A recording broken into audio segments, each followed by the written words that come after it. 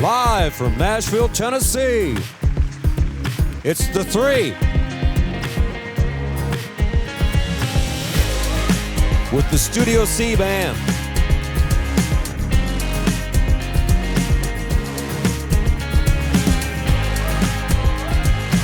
And here's your host, Laura Harris-Smith.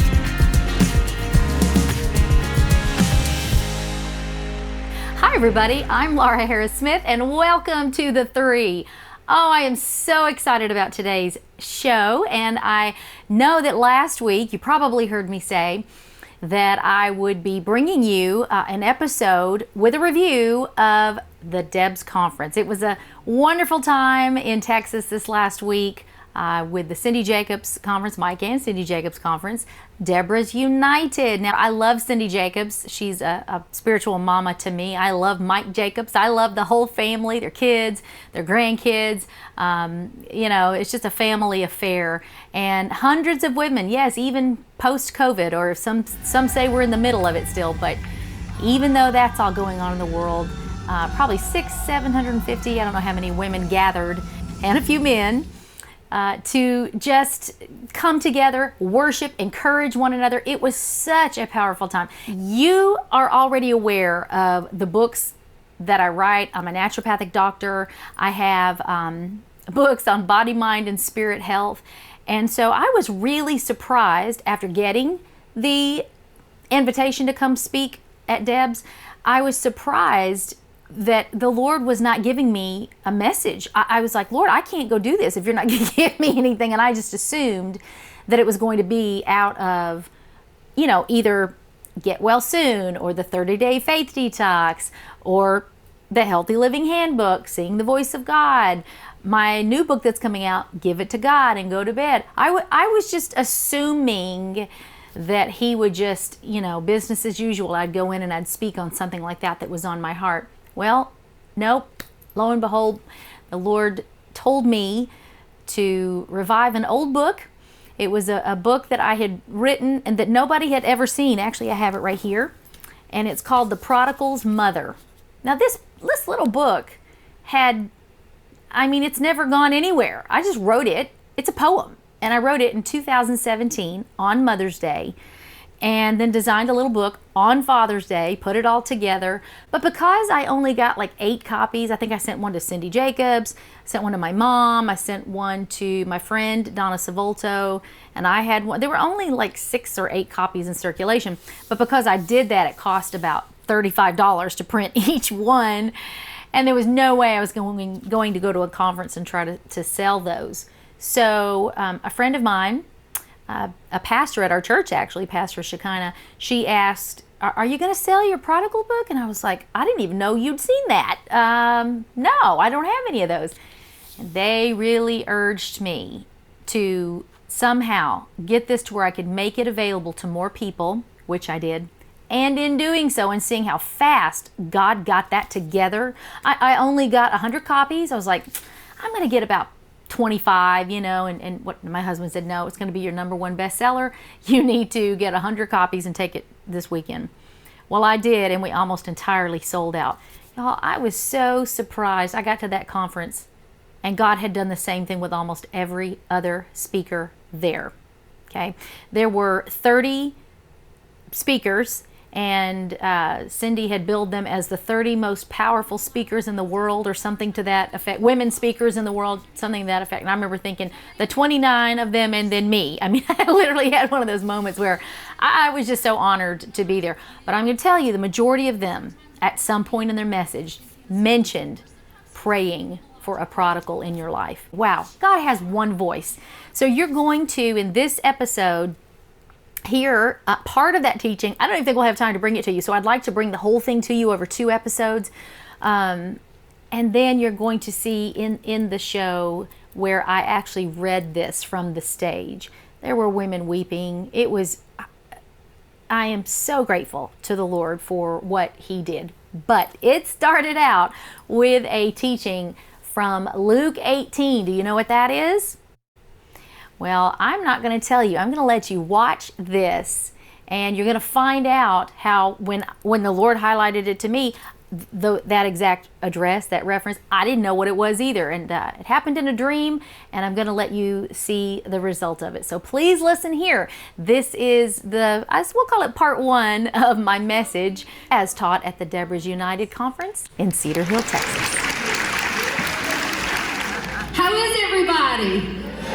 I am so happy to be here. Cindy referenced, I got to bring this up, I wasn't going to, but she referenced earlier in the auditorium that I was a home shopping channel television host. So I have had people this weekend, or the last couple of days, coming up and they're like smiling a lot at me, and I'm like, oh, do you watch my show, The Three? And some of them say yes, and some of them go, no, but I feel like I know you somewhere. So I'm the person who sold you things in the middle of the night that you did not need, and I am so sorry. I mean it. We had names for you, like impulse buyers and nocturnal buyers and all this. But today I am here to sell you on a concept. You already know all about it. So I want you to just go on a little journey with me, and let's talk about prayer.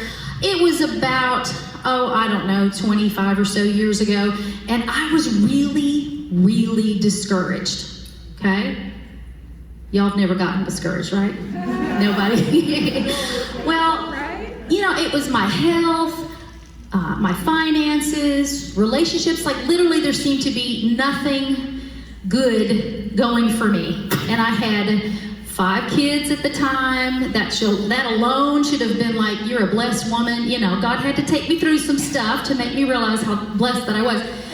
And we were going through something, particularly once we got the 6th child that was born in the free fall, after we left corporate world and all kinds of other stuff. But once she was born, the Lord told me one time, he said, you're going to look back on these years and you're going to miss them. Yeah, that's right. Yeah. And I mean, we literally did not know what we were going to eat. We went without toilet paper for 2 months. Lord, I wasn't going to tell all this story, but I'm just telling you the depth of why, the discouragement was real. Yeah. I had escaped death so many times. Cindy mentioned my neurological issues in there, and it was just, I literally went in my closet one night. I got down on my knees and I begged God to let me be somebody else. And I have asked his forgiveness so many times since then, because now I see what he was doing and what he was designing. But when he told me that day, you're going to look back and miss these years, I said, God, you're crazy. And now what I wouldn't give to see Jessica running down the stairs in her sock feet, or Julian walking in with a toothbrush in his mouth. Hey, Mom. They're all over. Like my baby turned 21. She graduates college in December. And so, what I wouldn't give to see Jason or Georgie or Jude or Janice, any of them. Like, I love all of them so much, and God was right. So whatever you're in the middle of right now, you need to look at it with the kind of eyes. Don't wish away where you are. God never wastes our pain. I am proof of that. So I go to bed one night and I'm like, Lord, I love the Bible. I've been saved since I was 10. I love your word. So I want to know what verse is for me. So I have this dream. And in it, I am in like what looked like a Harvard library. And there are rows of wood everywhere, stories upon stories. And there are these shafts of light. Well, first of all, there's these plaques on the wall, and they all have a scripture reference, like John 3:16, Psalm 103:1. Not the verse, just the address.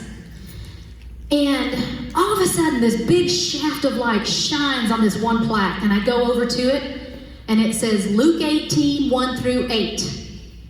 And I woke up, and I was so excited. I was so excited.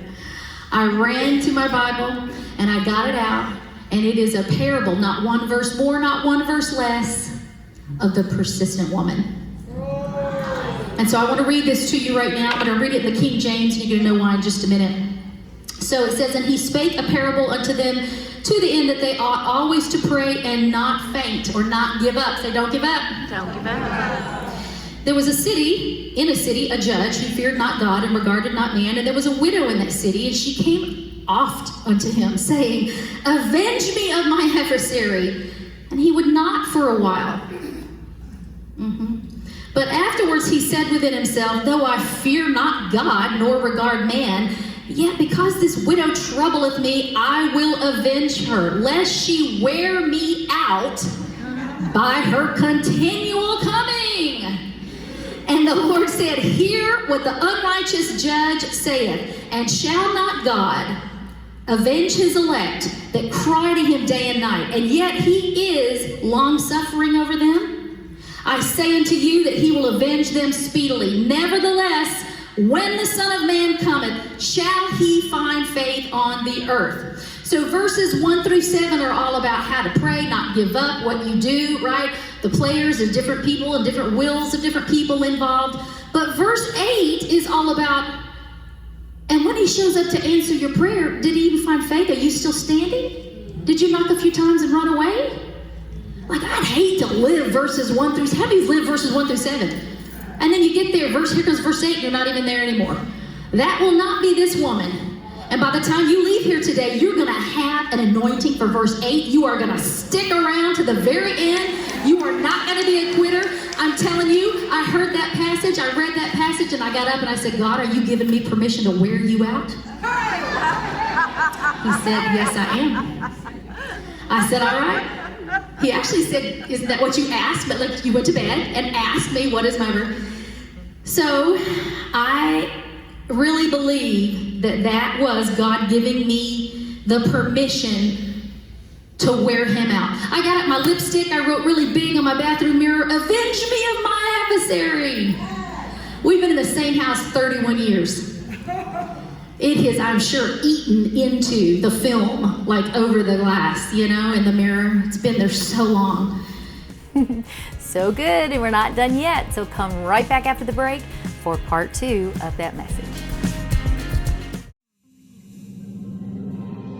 Neuromatics Oil is a family of therapeutic-grade patented oil blends created by nutritionist and author Laura Harris Smith. Invented for her own lifelong journey for neurological health, Quiet Brain now helps those worldwide who suffer from insomnia, migraines, anxiety, seizures, tremors, and more. Quiet Brain contains oils like frankincense, myrrh, lavender, sandalwood, and others.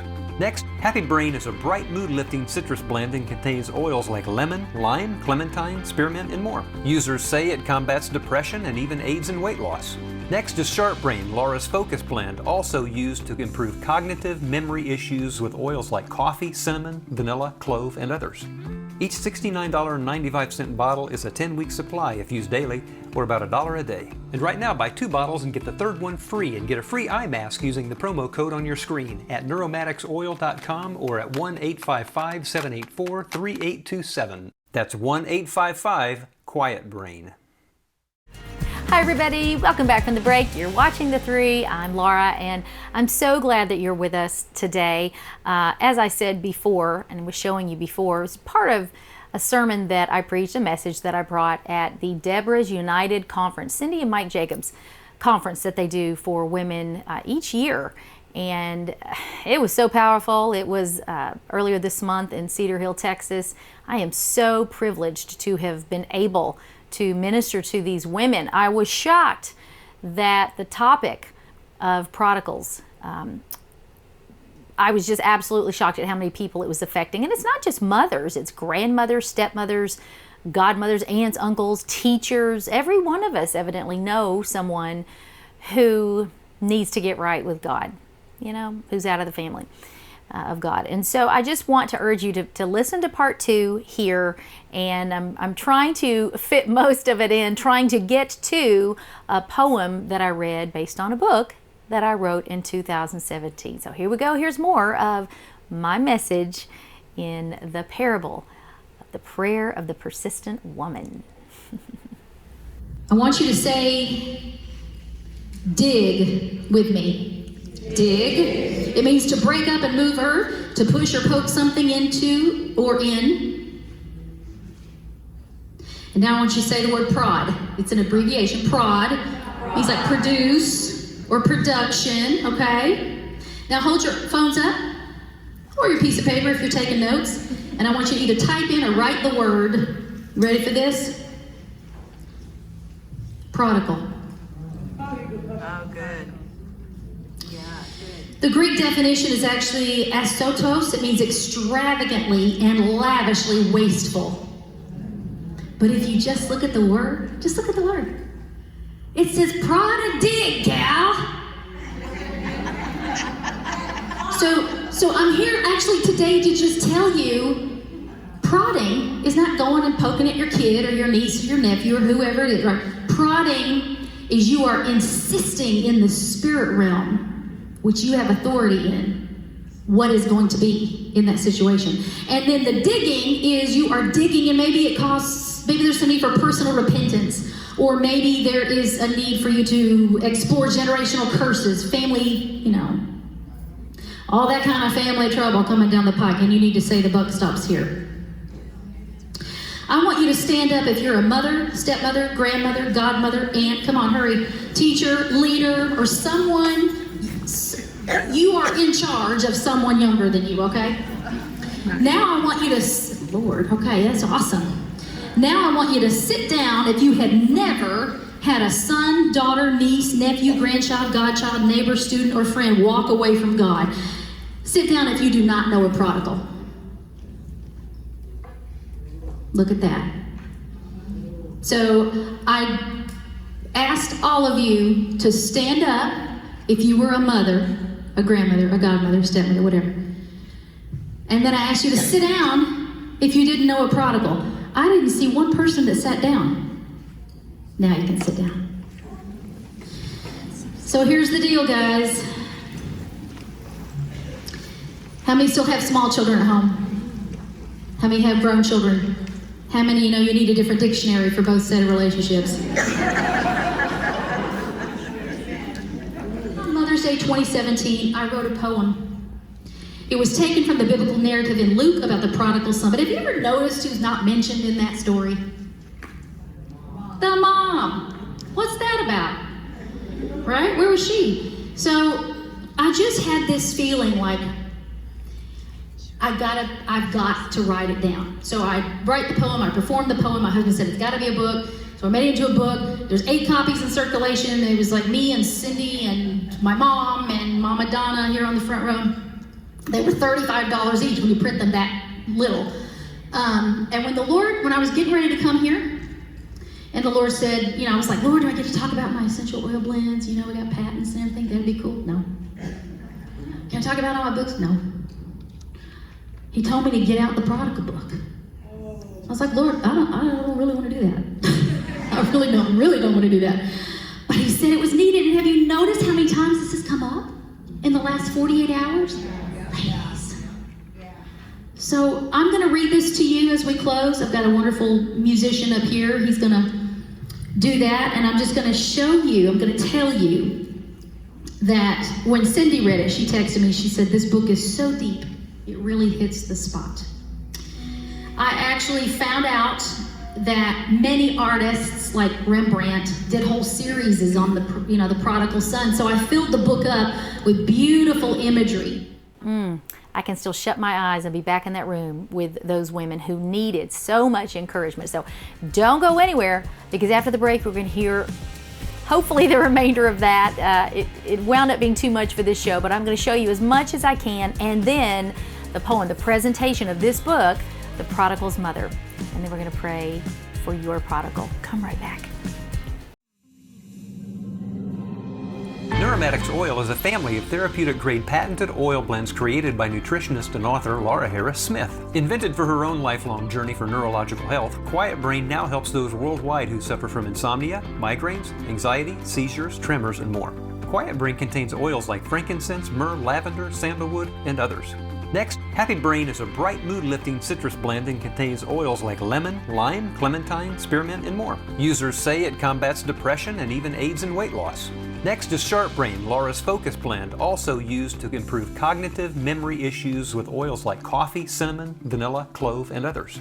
Each $69.95 bottle is a 10-week supply if used daily, or about $1 a day. And right now, buy 2 bottles and get the third one free, and get a free eye mask using the promo code on your screen at neuromaticsoil.com or at 1-855-784-3827. That's 1-855-QUIET-BRAIN. What if there was a reset button for your body, mind, and spirit? There is! I wrote the 30-Day Faith Detox so you could cleanse your body, renew your mind, and heal your spirit.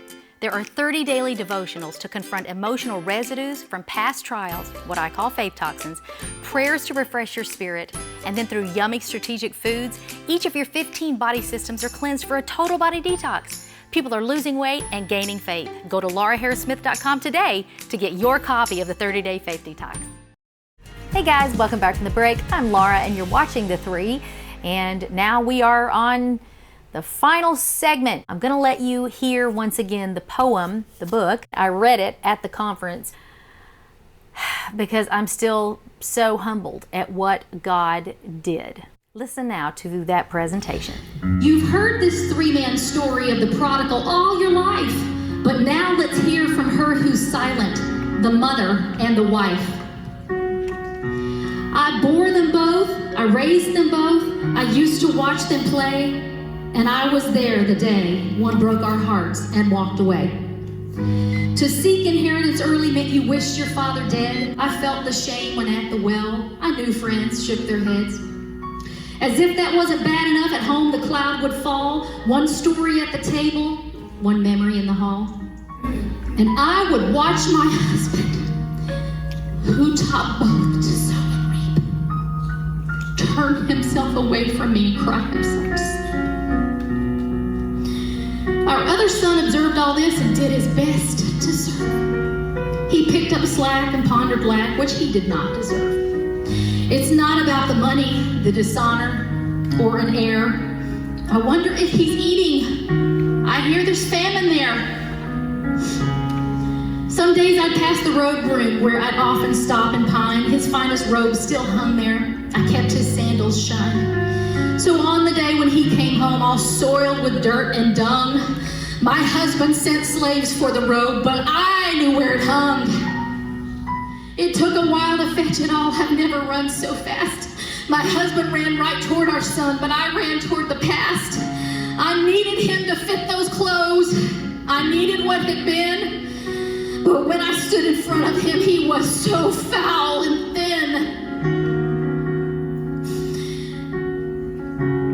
I could have cleansed him with my tears, of which I cried a river. My husband shouted from the roof, "My son's home! Veal for dinner!" But missing from that party was the son who'd served us well. He'd never missed a dinner. I'd never heard him yell. He couldn't see how we'd forgive his younger brother's living, and I guess he won't until the day he also needs forgiving. But don't misjudge his anger or his rude, ill-tempered jeers. They marinated in his father's grief and in my tears. I hope there'll come a day when all is well around my table. I'm proud to be a parable, but I'd rather be a fable. You've wondered why I'm absent from the tale where my son roamed. I was not absent, friend. My prayers are why he's home.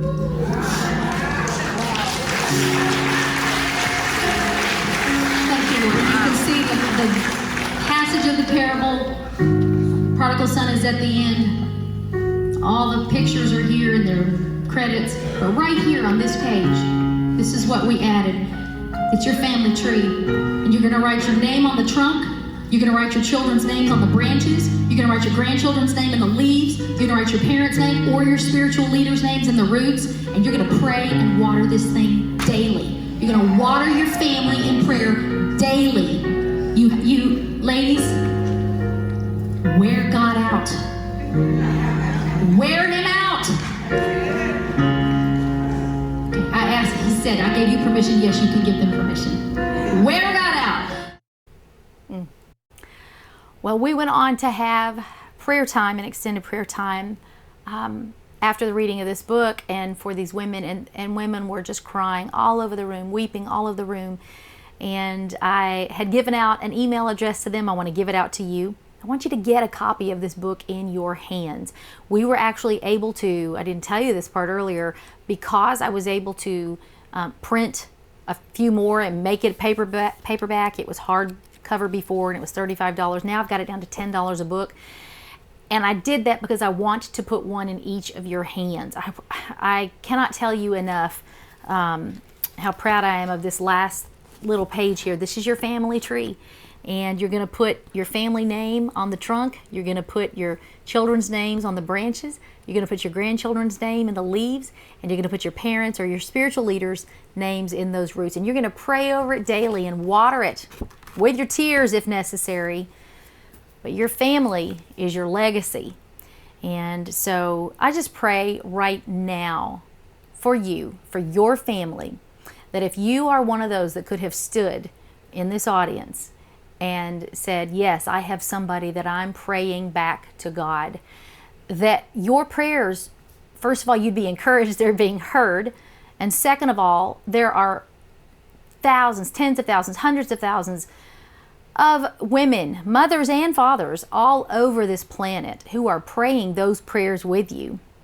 So I am forming an army of people just like you who will pray with me. And I want you to send that testimony of when it happens for you and your prodigal to breakthrough@lauraharrissmith.com. I'm serious about this.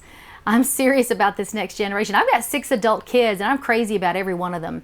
And so it's a blessing every single day, and I mean it, for me to spend time praying for them.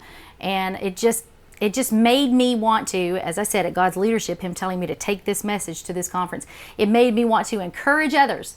That's why I'm doing it. Well, next week on The 3, I have some great interviews that took place at this conference, and we're going to try to get to those. I'm going to show you, there was a thing or two that I was not able to show you from the sermon. I'll try to drop that in. Hey, if we can't get it all in, we'll go to week 3, because this conference was so amazing, and I'm going to try to get some of it to you. But remember, when I say I'm looking out for you, body, mind, and spirit, your mind, your emotions, your will, your heart, that interests me very much. And God has put His finger on the pulse of a demographic of people this last month in my life and highlighted them to me and told me to minister to them. And that's why I'm doing this show for you. So let me hear from you. You can always write me at laura@the3.tv. But of course, I gave you the other email address for when you get the breakthrough. But go to our site. This is brand new on our site. It's $10. I am so excited to be bringing it to you. We almost sold out at the conference, so I'm having to order more. But that's what we're doing right now, because God said to do it. And when He says to do it, great things happen. So I'm excited to bring it to you. All right, everybody, another great episode of The 3. I'm happy that you watch us every week. It was wonderful to walk into a conference and have people recognize me, and some of them couldn't even remember my full name, but they were like, The 3, we watch you on The 3. That's so wonderful. So wherever you are, wherever you're watching from, God bless you. Until next time. Bye-bye for now, everybody.